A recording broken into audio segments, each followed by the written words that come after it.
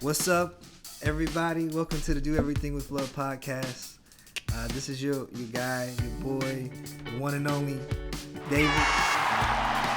Steven. This is your one and only Amber. Yes. We are a community, learning, growing, and engaging dialogue around topics relevant to today's culture and through our book club.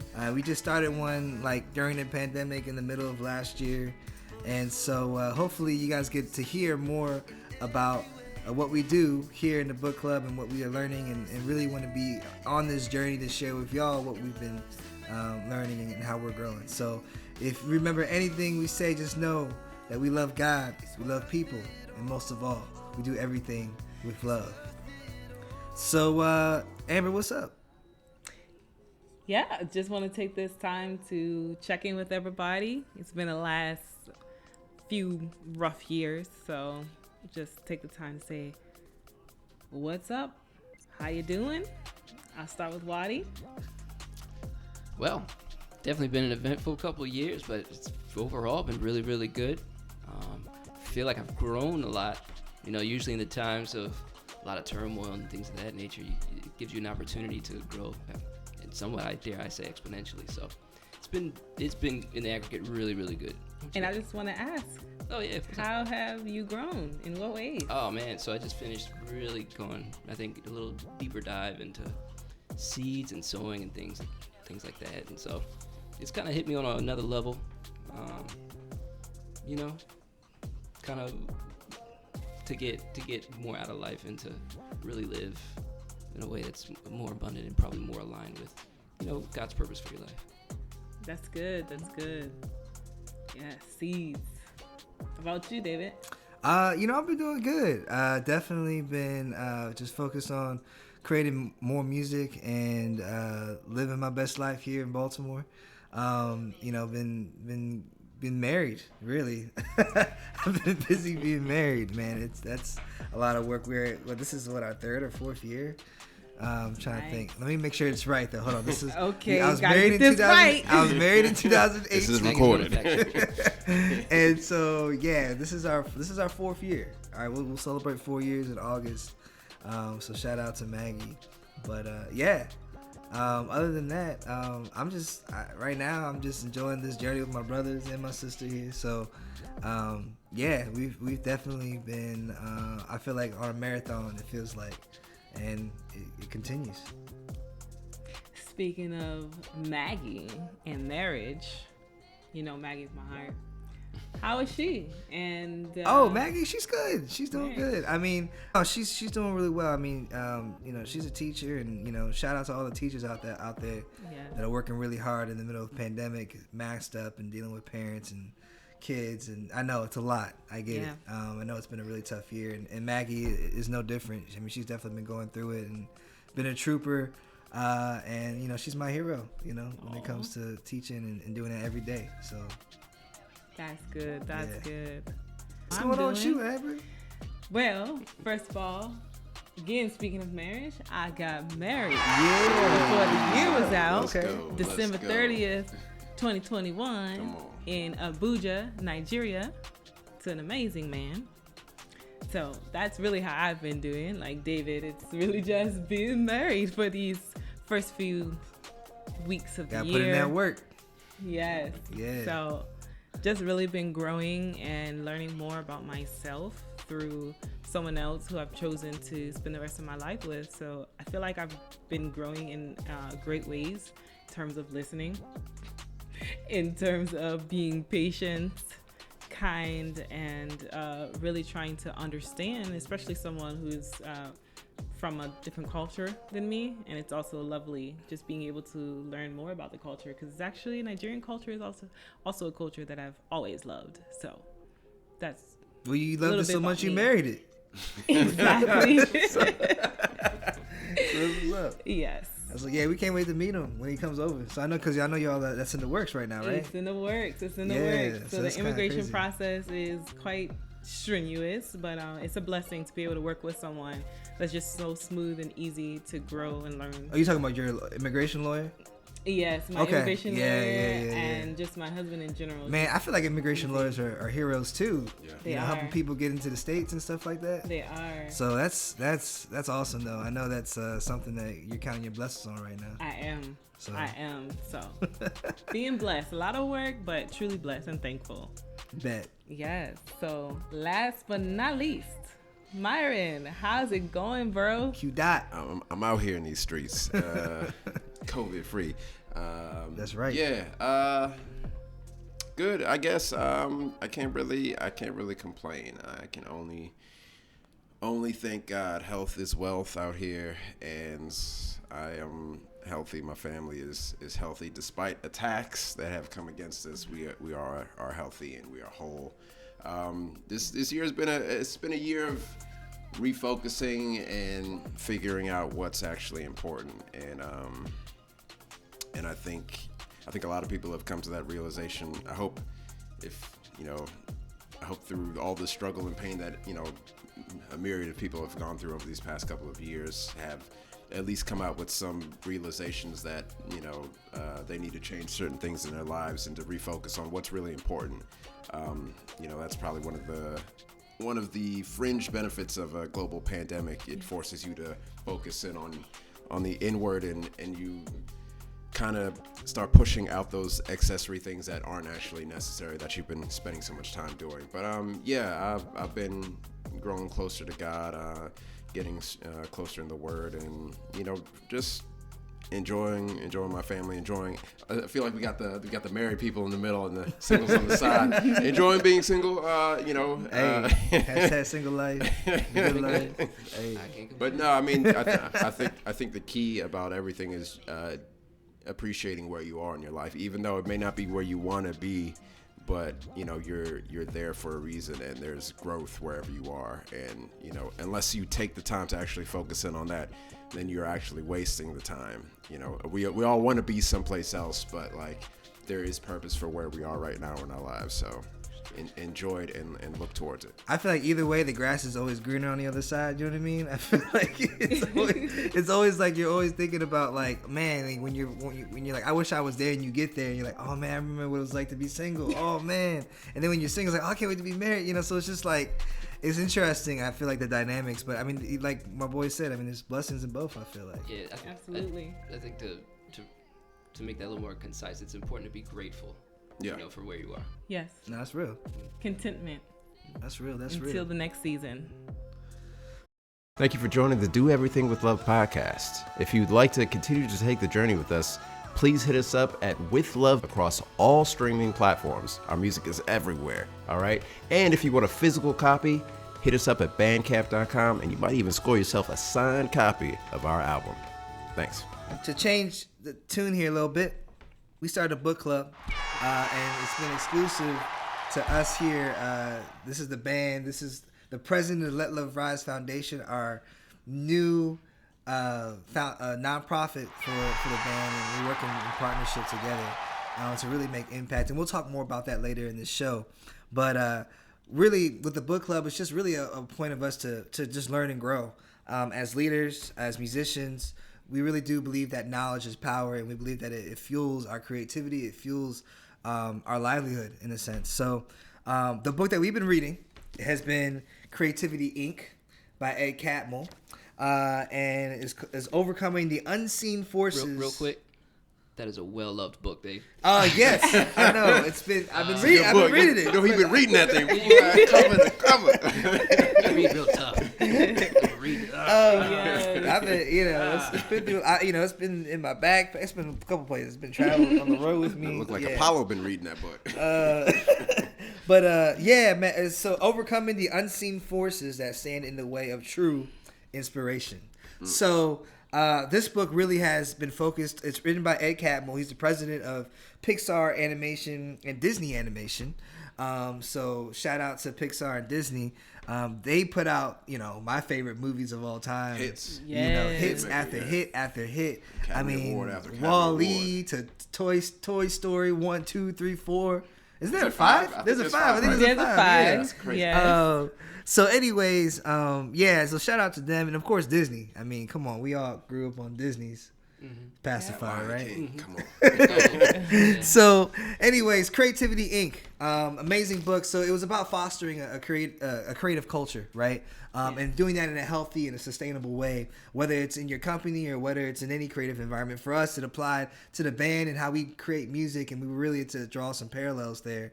And so, at the end of the day, as far as what the book was truly about, was just understanding the different principles of what inspires creative processes, right? Things to look out for, pitfalls to look out for. And so Ed, he put on his thinking cap and really just sharing his experience and what he learned, which was truly a beautiful story from when he was a grad student, in which doing a fully animated movie like Toy Story was just a dream, right?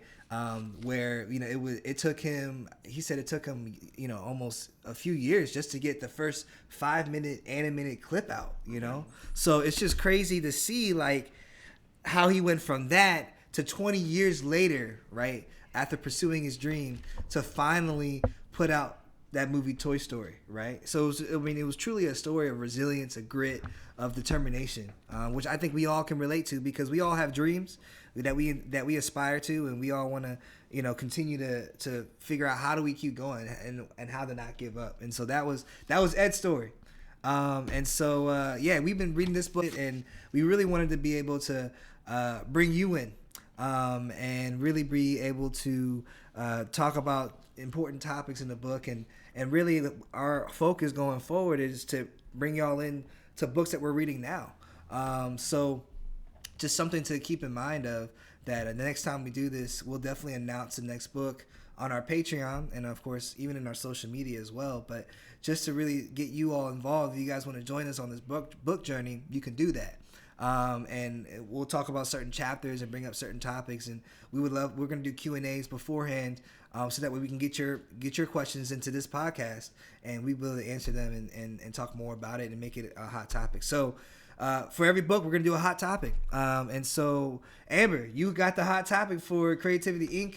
What's the hot topic? Yes. And I just want to mention a point about the Toy Story. That's actually, when it comes to dreams, they said that animation movies could never happen. It's true. And it did. Fully animated movies. Fully animated movies. They said it's a thing of like the way forward future, right?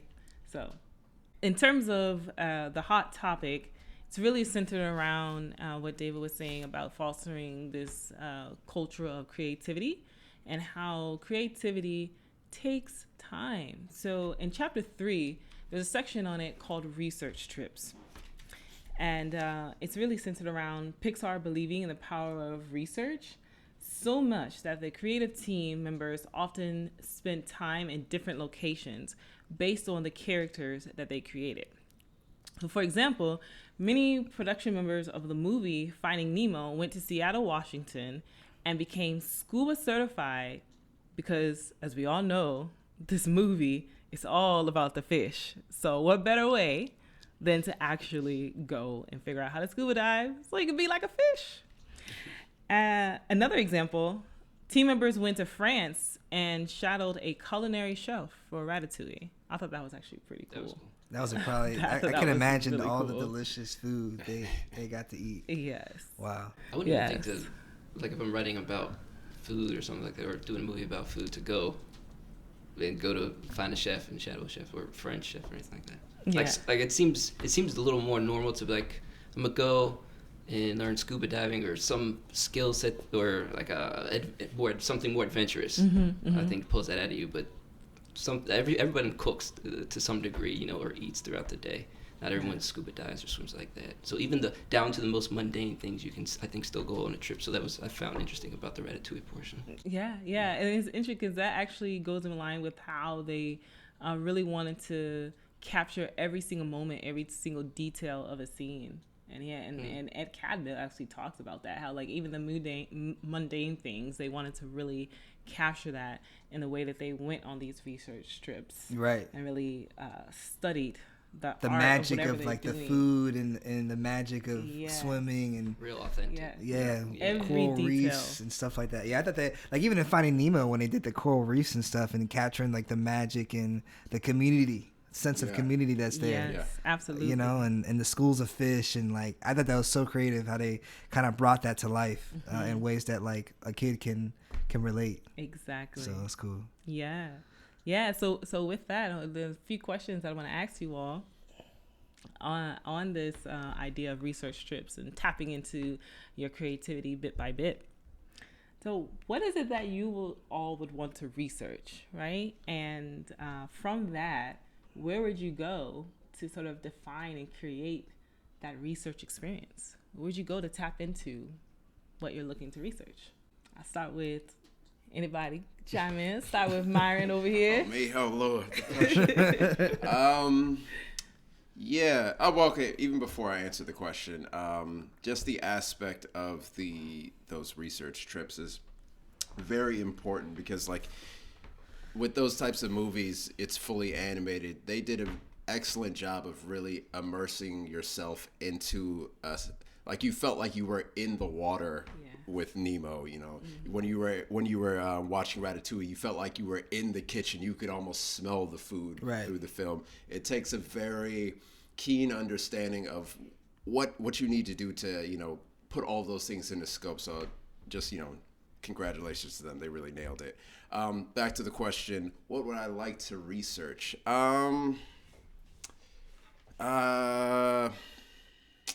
If I had to pick something, I would like to, and this comes more from not the musician side of me, but like more of the newly pastor side of me, which I don't like to talk about that much. But You just talked about it. You did just talk about it. That is God working on me still. The fact that I can even talk about that. The aspect of what Christianity is outside of American culture. As a band, we've been on some mission tours. We've been to, at least I've been to London, and I've also been to France. And the fascinating thing to me was how people over there view Christianity. How they experience Christianity is very different than the American, culture of Christianity where it's so monetized over here, and it's so formulaic, and it's like you feel like you're in a machine. Over there, people are there's an openness that I don't even really know how to put my finger on it. I feel like Christianity started over in Europe and over on that side and was brought over here, but I feel like in our American mind, we think we have a monopoly on it, and we think. I mean, we kind of do. From the business point of view. From the business point of view, yes. Yeah. But like, Australia got the monopoly on the worst. I mean, you could. But it's all right. Not to interrupt. No. But yeah, I just feel like we've as a society, we've kind of been locked in a box of our own thinking as to what God wants to do through his church and what he can do through his church. I feel like there's a certain openness and freeness that people have in other countries that we haven't as a people tapped into yet. That's why I love going on mission trips more than just seeing new places, but it's a cultural immersion. It's a cultural immersion, and you're seeing how other people live, how other people experience things, and you get to see how God interacts with people. It's truly amazing. If money was no object, I'd be on a plane to everywhere, seeing what God is doing. Yeah, I mean, I thought it was very organic in just the way that they even had church. It was very community oriented. Yeah. It was very low key. It wasn't like lights, camera, action like you can see over here. And at the end of the day, I just felt that we were able to connect with them on a more personal level than like from a we're talking to you from a stage kind of level. So that was really cool. The church doesn't feel very personal here anymore. Not really. It's rare. Yeah, and especially like the more church grows, the more it becomes a machine. But shout out to all the small churches out there. I feel like they're making a comeback right now. Yeah. And the big churches really being intentional about their small groups. I agree with that. That is pivotal if you're going to keep growing to a very, very large size as a church. So. Yeah, I to be honest with you, I don't think mega churches are sustainable. Just from a humanity and personal point of view. From a personal point of view, yeah. I mean, Yeah. they're sustainable financially, for sure. Yeah, it's sustainable financially. Sure, I'll take your money. Yeah. But at the end of the day, as far as managing relationships and shepherding people like as pastors are supposed to be doing, I feel like it's just unsustainable to do that. And I mean, I that's a whole other topic about what is Christianity and what does that mean and how did it even came to be. Because I like, for me, I don't call myself a Christian anymore per se. If anything, I call myself a Christ follower. Yeah. That's me. I still read the Word. I still believe in the Holy Spirit. All that stuff. Are those two different terms? To me, yeah. I mean, Christianity is a system, right? It's evolved over time. It's the definition of what it was has gotten lost over time. Mm-hmm. Yeah, I mean, Christianity to me is a religion that was created to form control, right? Actually, just as most religions are. Most religions are, right? It's funny. Anybody seen the movie Book of Eli? Oh yeah. Come on, Denzel. Okay. Yeah, come on. Denzel Washington. Yes, Gary Oldman. Yo, come on, man, Gary Oldman's the best villain. Anyways, so the premise of the Book of Eli, not to. I mean, spoiler. That joke's been out for it's been out forever. Yeah. So the spoiler alert. Right. If you haven't seen the Book of Eli, but the premise of the whole movie is that he's this blind man that you don't even know is blind. He's like walking this journey west and protecting what is the Bible, the only Bible that's left on, seems like Earth, in this post-apocalyptic world. Yep. And Gary Oldman, the villain, right, the antagonist, is like doing whatever he can to get this Bible because he wants to control people. Yeah. He's like, I need this book because it has the words that I need to control people, and I can form it how I need to form it.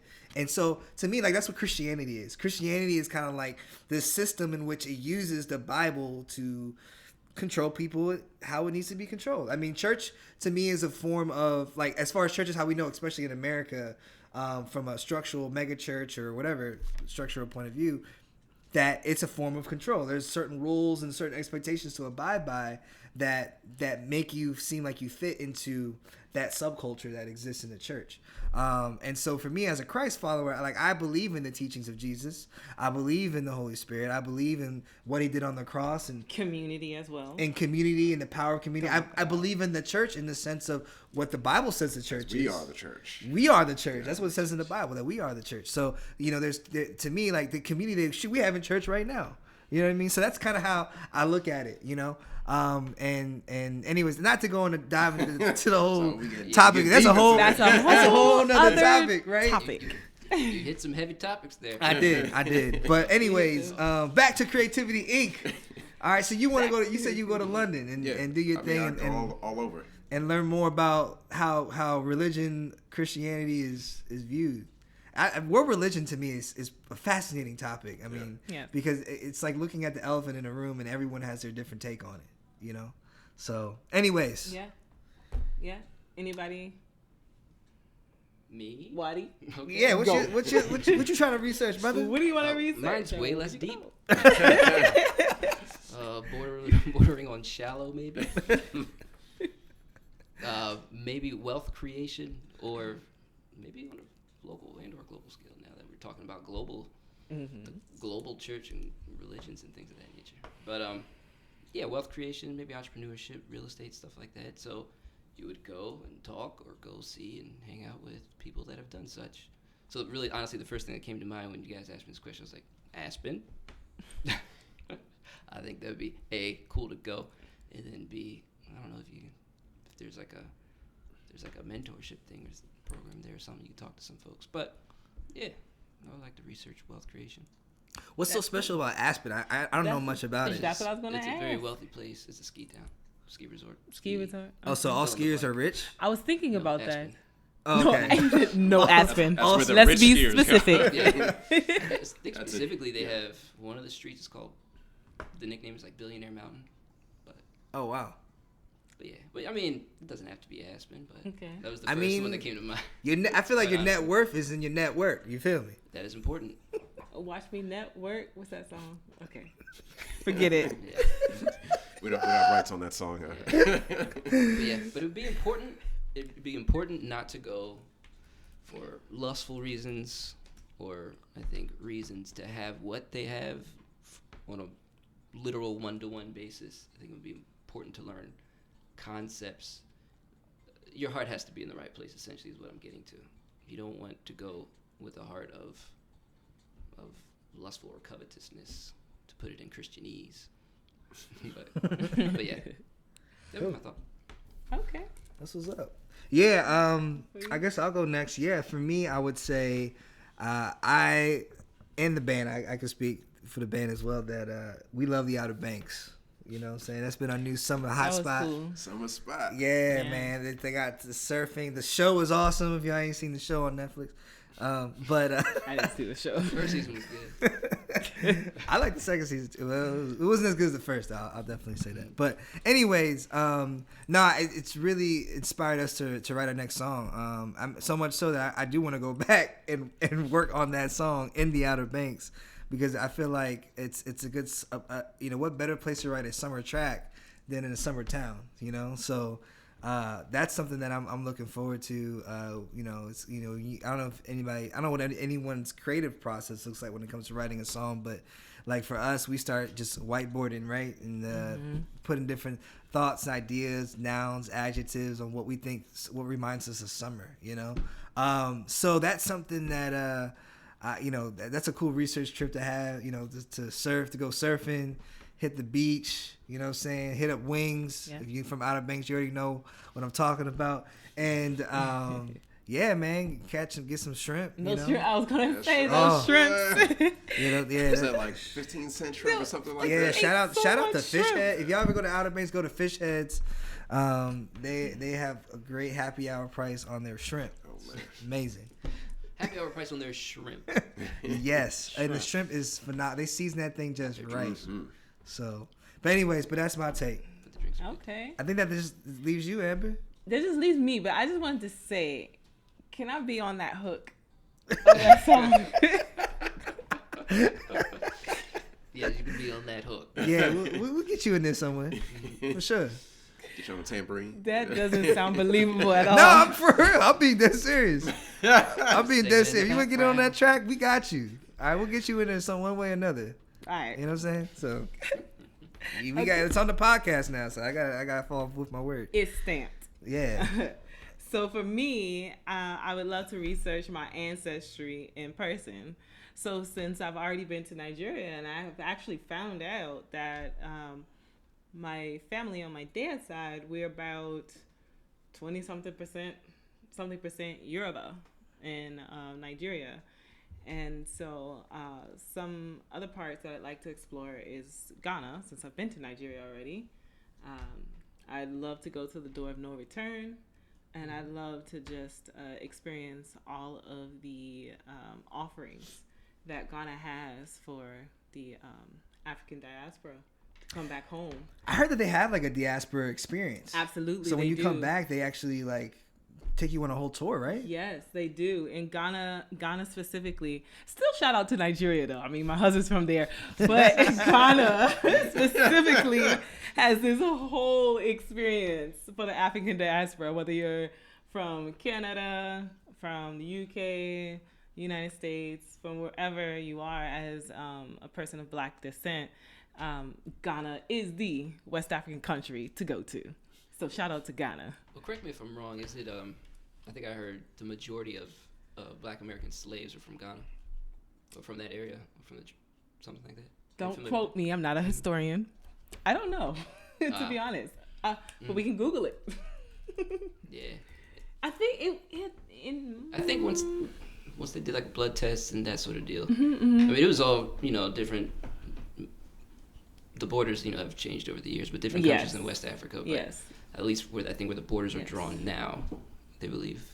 Yeah, the Most- colonists. Yeah. Well, according to Google, it says Google tell us if we're wrong or right. Slavery lays at the core of the Ghana's pre-colonial states, whose economy was almost totally dependent on slave labor. Indigenous slavery predated the Atlantic slave trade, coexisted with it from the 16th to the 19th century, and survived it through the early 20th century. So it's definitely been a part of Ghana's history for a while. It's part of human history. Yeah. Yeah. I've actually heard it put once, like, without, I think, being grounded or centered in God, because when God created man to take dominion and, you know, over the earth and that sort of deal, but without that being centered in I think, righteous and things of that nature, you start taking dominion over other people, and that's how that kind of comes about. At least that's one train of thought I've read. Oh, and to cite my source from earlier, it's from jhu.edu. So shout out to Johns Hopkins. Oh yes. Okay, credible source. Yeah, Good credible job source. with your Yeah, I Googling. got to, I don't want to just not mention the source there. So. Down the street. Yes. Well, cool. Yeah, so that wraps up our hot topic segment. Yeah. All right. Thanks for joining the Do Everything with Love podcast. We are cultivating a community around love and togetherness, and we would love you to be a part of that journey. Join us at patreon.com/withlovemusic, where we post exclusive live videos for our patrons. So sign up and join, be a part of us. Announcements. All right. So at the end of every podcast, we wanted to give some announcements, but so to kick things off, I figured this is our first podcast ever. I figured it'd be appropriate to announce that we have the president of our new nonprofit, Let Love Rise Foundation Incorporated. LLR. Yeah, LLR. We are about to, we're going to launch this year in 2022. But Amber, I'm going to leave it to you to talk more about what Let Love Rise is about. Sure. Yeah. Give you all a quick rundown of our mission and vision. So our mission is to unify local organizations and volunteers to sustain a positive impact on communities in need with love, in action, locally and abroad. Our vision is to be the premier change agent in community development and growth across the country and abroad by continuing to expand the use of our community network, spreading love, hope, and unity through outreach events. And that just touches on the love projects, which are community service projects, and the love sessions that we have been doing for the past several years, since 2013, right? Yeah, well, I think we started in 2014. 2014. The band started in 2013, though. Okay, and then we started doing the community work in 2014, and then Yeah, and I mean that was crazy because we were doing the love sessions. The band was putting that on every month. That's when we started out doing that joint every single month. And then it was like, all right, hold on, okay, maybe it's a little much. You know, it was when we were young, had more time, and we rolled it back. So we rolled it back to quarterly, and then the pandemic hit, and we kind of laid low and decided to turn it into a nonprofit because really, this needed more energy than I could give it personally. And us plus the band wanted to focus more on creating more music and touring more, and so really, Amber, I'm grateful that you're like taking this on and championing the cause, and I can't wait to see how communities react to what happens when With Love comes to town and you come through and you, with your crew and impact the community in incredible ways and connecting community organizations with the people of the community. And we really wanted to, not to be like FUBU, but it's going to be for the community, by the community. You know what I mean? Yes. So it's really creating change in positive strides. So with that being said, what's next for Let Love Rise? Yes. So what's next? We are going to launch. So coming soon is our online platform where nonprofit organizations can register online and partner with us and add their events, promote their events on our platform, and then volunteers can come on our platform to sign up for events that the nonprofit communities have uploaded to our site. So it's an entire network called the LLR Network coming to you soon, and we'll also be doing those in-person gatherings, hopefully, now the pandemic has subsided. You mean the Love Sessions is about to come back? Come back Okay. in full effect. Yeah. Piloting in Baltimore as where we started, and then Yeah. we're going to eventually expand to communities and local communities around the cities in America, and then eventually globally. We're going to start up our global missions tours. Yeah, As again. the band was going around to London, France, where we've gone, Romania, yeah. some really dope places that Yeah. the team has already gone, and so we're just going to continue that on with LLR. That's what's up. That's Yeah. what's up. Well, there it goes for Let Love Rise. If you don't know, now you know. All right. So, just so y'all know, I mentioned this earlier, but we're doing a Q&A section next time. We really want you guys we want to get to know you, and for y'all to get to know us. So we're going to post on our Patreon page a Q&A poll where you can submit questions for us to address right here on the podcast. And that's in addition to, of course, any other topics you want to talk about as far as the books that we're reading. So we'll definitely put all that information out as far as book topics and stuff that we'll be reading in the future, and you all can read up on it and suggest any topics you want to talk about from that book. And we'll definitely make sure to put that right here on the podcast and check it out. So and then of course we also want to bring on patrons from our Patreon and interview them, and like we get to know them too, get them to hear about their experience on our Patreon page and what they've enjoyed, and get to know more about them personally. So I can't wait to talk more about that.